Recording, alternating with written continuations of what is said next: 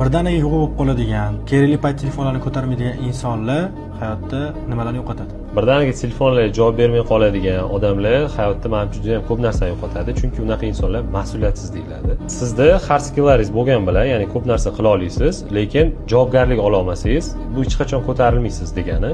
Sababi har doim tepaga chiqish bu hard skill orqali emas, soft skilllar orqali, nimadir mas'uliyatni ola olish, risk ola olish, kimdir sizga ishonsa bo'ladigan odam bo'la olish bilangina bo'ladi.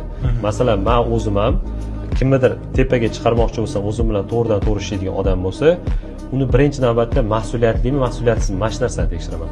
Vaqtida kelyaptimi, telefon qilsa yozyaptimi, kechqurun bo'lsa ham javob berish kerak-da. Top menejmentda vaqt yo'q qanaqadir javob bermaslik degan. Chunki unda mas'uliyat bor, bo'ldi.